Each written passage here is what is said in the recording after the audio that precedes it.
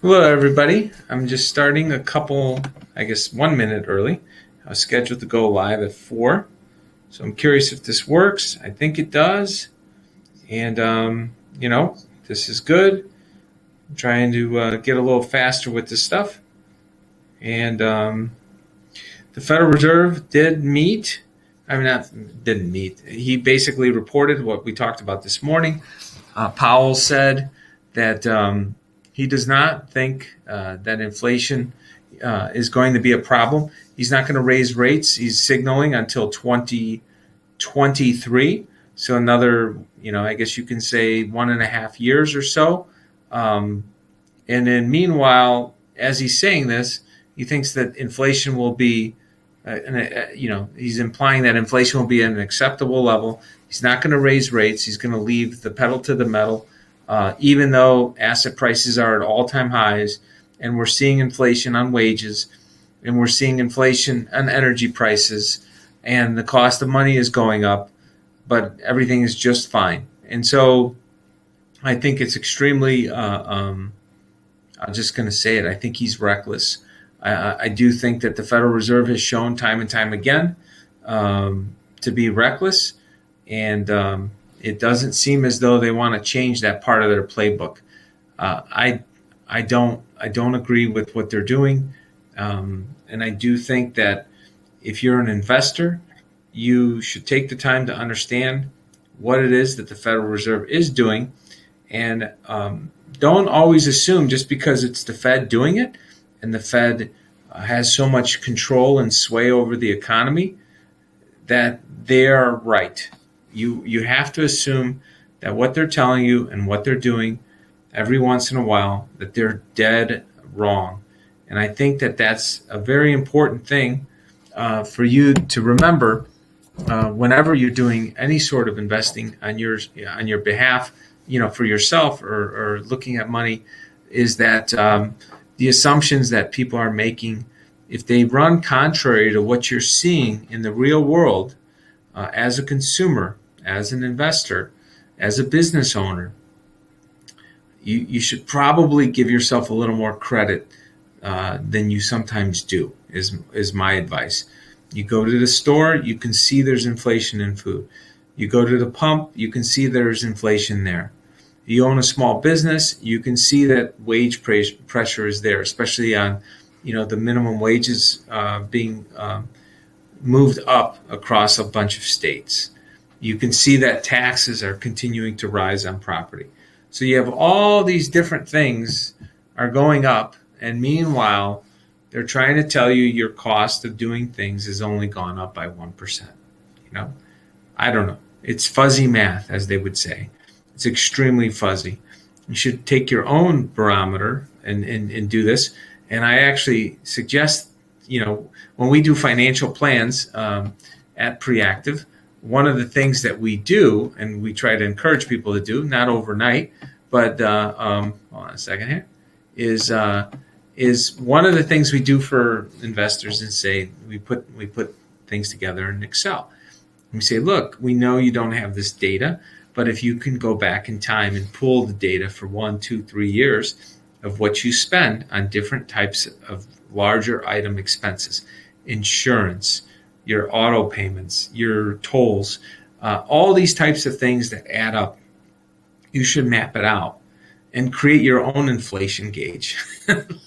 Don't believe the government. If you're sitting there, most financial planners, they turn around and they just punch in what the government says without doing any thinking. Oh, the CPI is this. This is what they say it's been. Nobody ever questions that. I happen to question it. I don't believe a lot of the government numbers. I make adjustments all the time, and I suggest that you get in the habit of making your own adjustments based on what you see with your own real money being spent.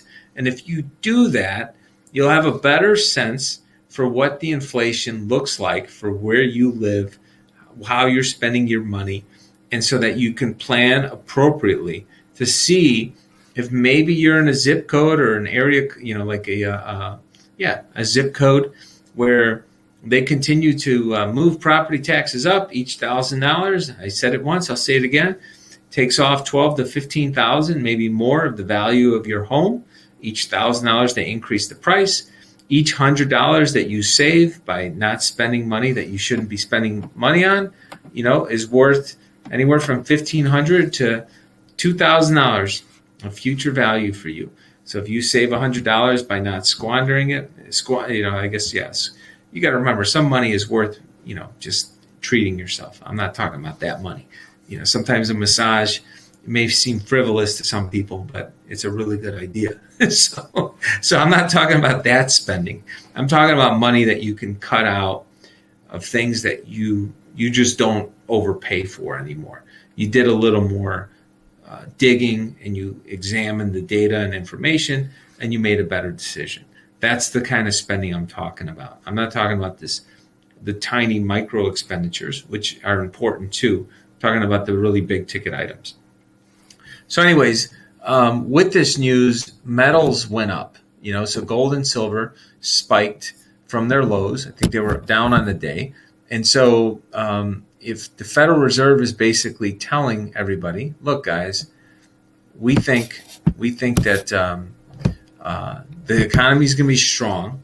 We're going to allow inflation to kick up, but we're not going to raise rates. That's pretty funny. If the economy is strong, rates would normally rise on their own. Let me repeat that. The economy is strong. Rates would normally rise on their own if we weren't in a manipulated system. Why? Because rates will go up when the demand for money is on the rise. Naturally, the demand for money should be on the rise if the economy is truly strong. It's not a complicated equation.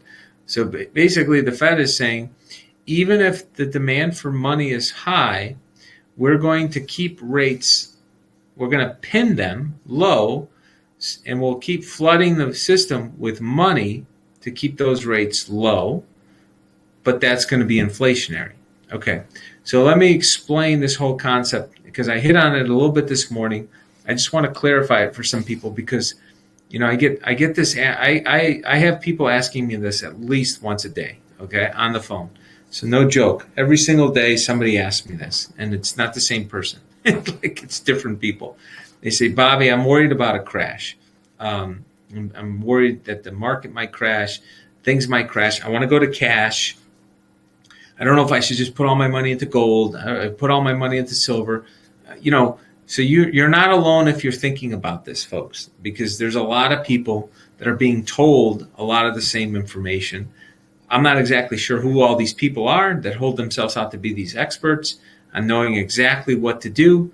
But what I would tell you is, unless they are paid and they take risk, like i.e. they have insurance on themselves for saying what they say, they're regulated by the government for what they're saying with regards to your money, you may not want to listen to them.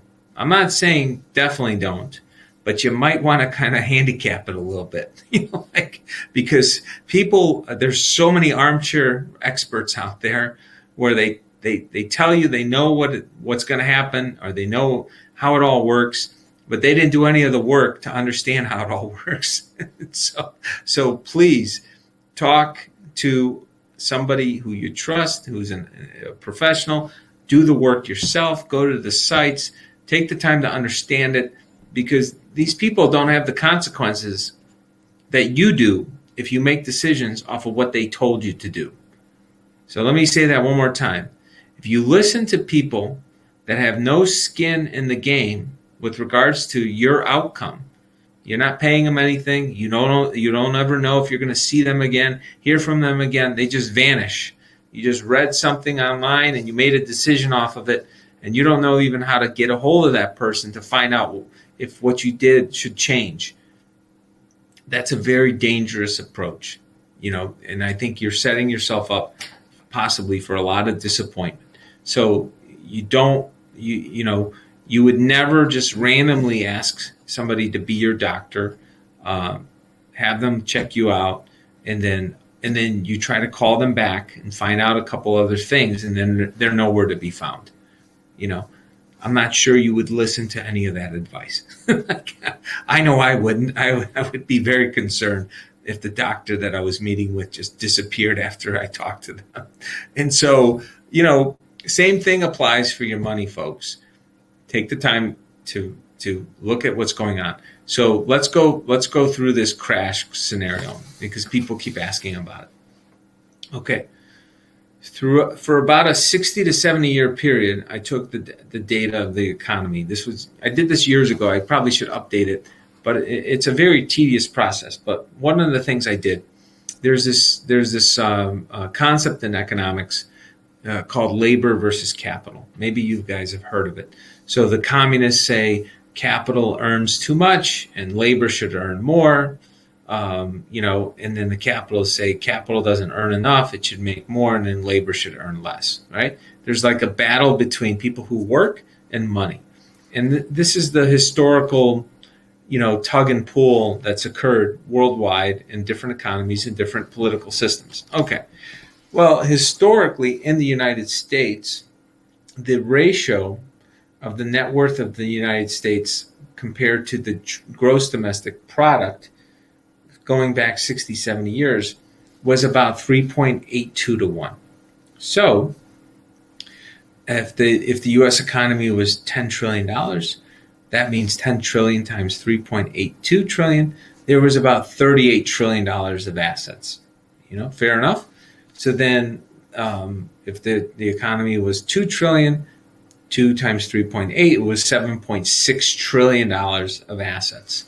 That relationship is what seems to have held through time, because as capital would get out of whack, people would ask for raises. People would demand more money. Somehow money would flow from businesses to people because of this thing called competition. Okay. However, competition has been under siege. Let me repeat that. Competition has been under attack in America. What does that mean? That means there's been less true competition. There's been this concept called collusion. Businesses, big businesses, they figure out how not to compete with each other. And they do different things which should be against the law. And there's laws on the books that have been there for over 50 years that are simply not being enforced. But who gets hurt when the laws, the antitrust laws, are not followed? The small and mid-sized businesses in this country. Who else got hurt when too many new laws came into existence that made it more difficult for small and mid-sized businesses to compete with the mega corporations, the globalist corporations? Sarbanes-Oxley. So the number of publicly traded companies dropped by almost 50% in the past 20 years. It's like half of what it used to be. This is regulation gone mad, right? This is what happens when the regulators try to protect some people. They use that guise to create a scenario that allows the real power and the real wealth to continue to accrue more power and wealth at the expense of all the small and mid-sized businesses. So where am I going with this? You might be like, okay, you're throwing a lot of data at us right now.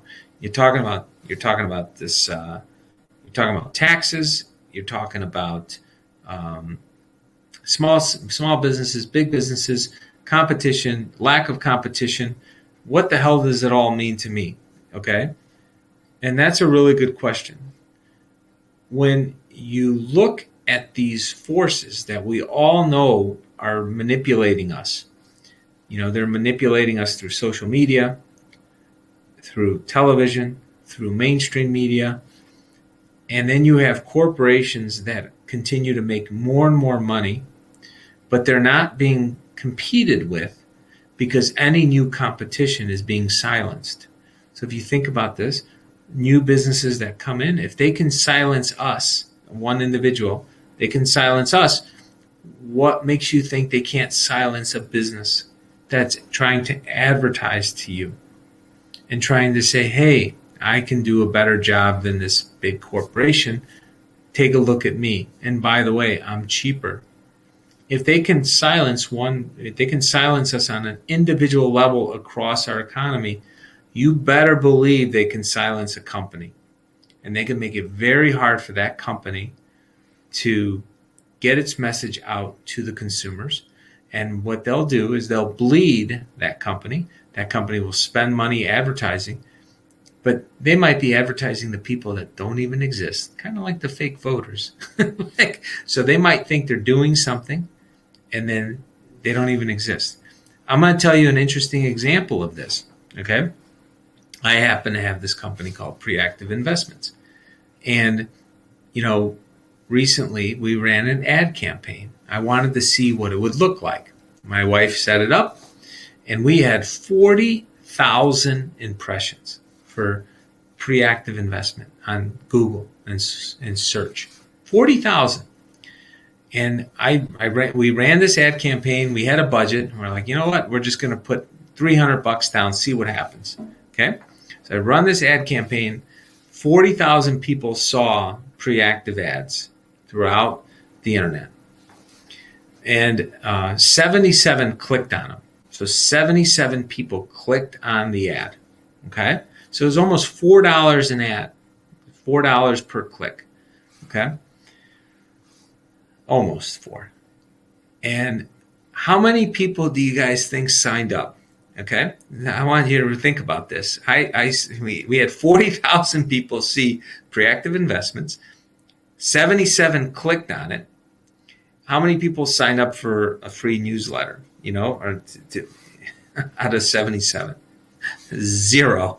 And I couldn't help but chuckle because even though we haven't been doing a lot of newsletters lately, we've kind of trying to do at least one a month.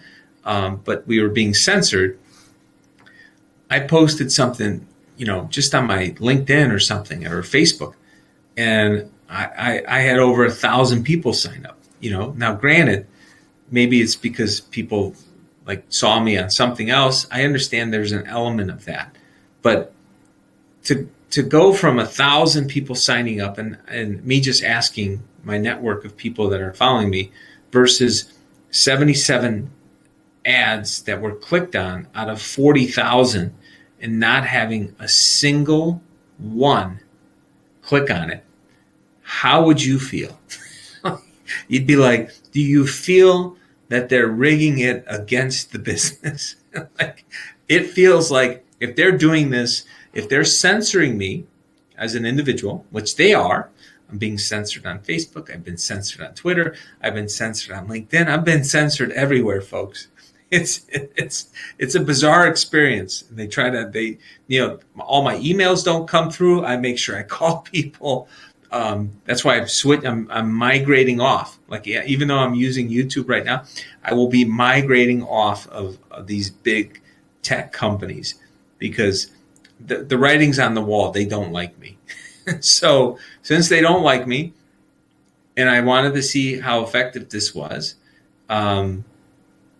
Gretchen, you were right. You got the you got the reward. You got 0. You can tell that they're picking winners and losers in the economy on the small and mid-sized business. They probably, if I had to guess, I have no proof of this, I'm just saying you should look into it. They probably profile who owns each business that advertises with them. And they probably, at all these things, Facebook, Google, whatever, they look at you and they say, you know what? I don't like this guy. I don't like this gal. I don't like what she stands for. So we're going to take her money anyways. We're going to take his money anyways. But we're just going to show these impressions to somebody who would never, ever buy anything from them.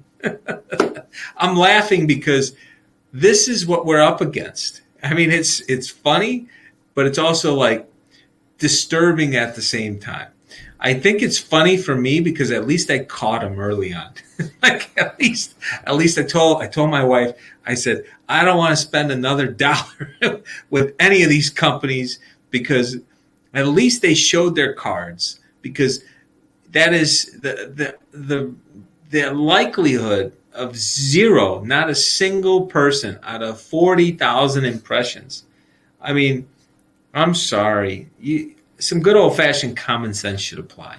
They could have cheated a little better. They could have just said, you know what, let's give them seven. You know, seven of them or whatever. It doesn't matter anyways. It's seven of them.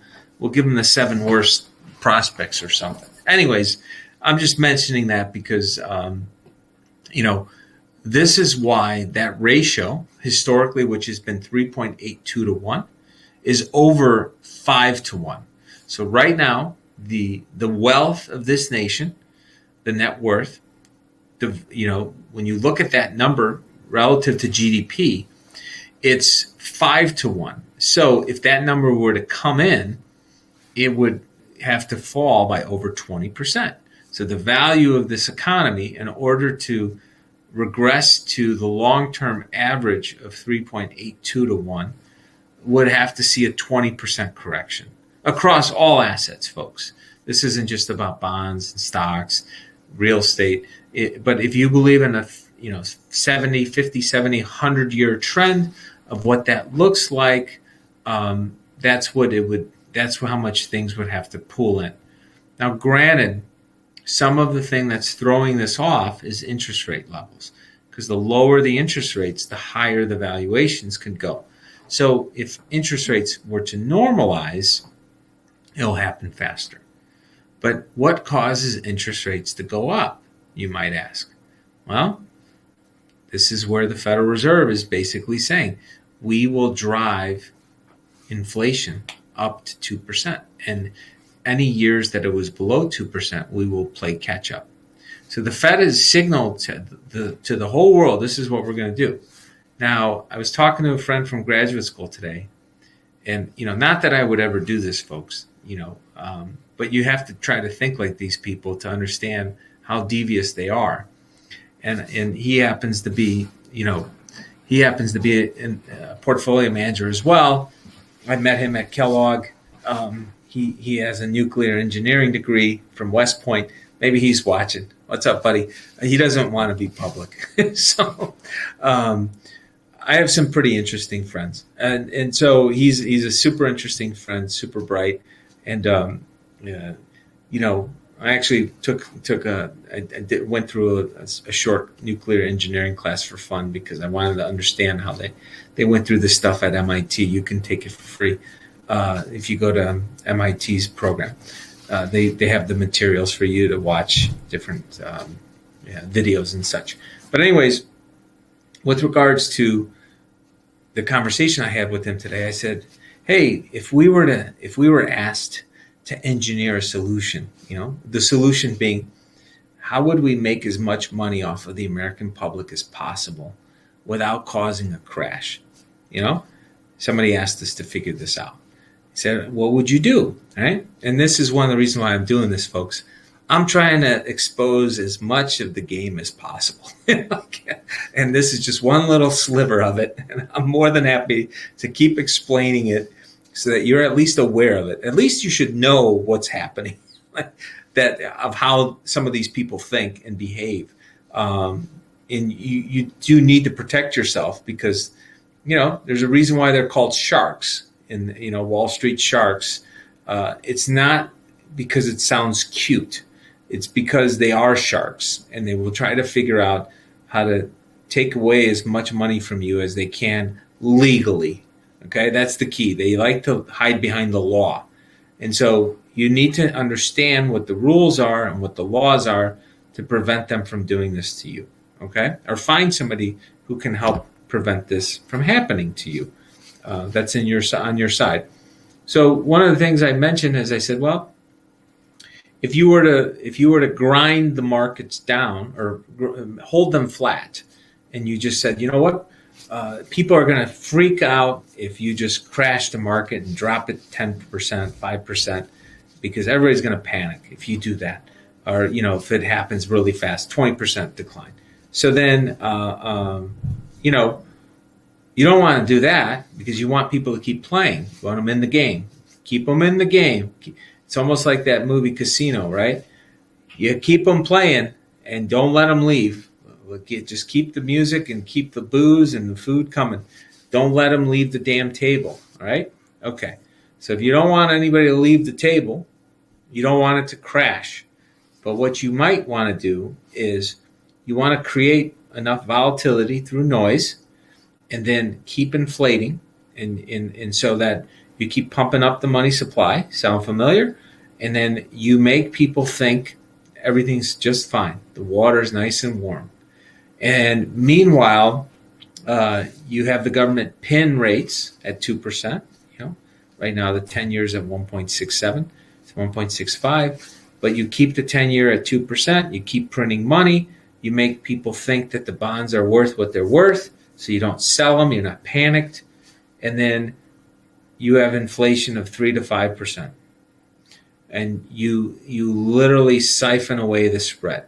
And so that's what they might be doing to the bond market. So then with the stock market, they shouldn't crash it. Maybe they might take it down like 2 or 3% a year. So they just say, you know what? We're just going to go like this and down 2%.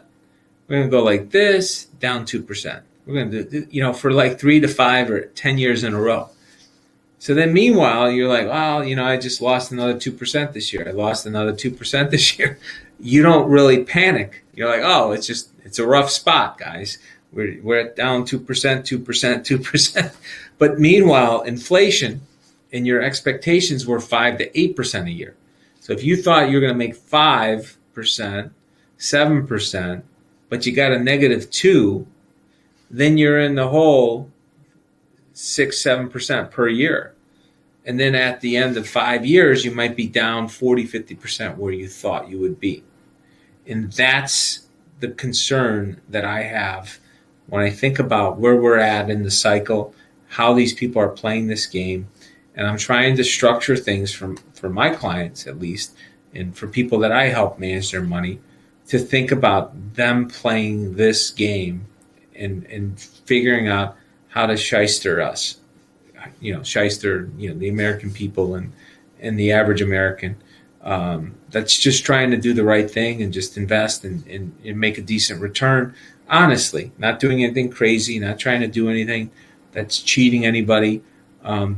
But that doesn't change the fact that there's some really horrible players out there that have no problem cheating everybody else.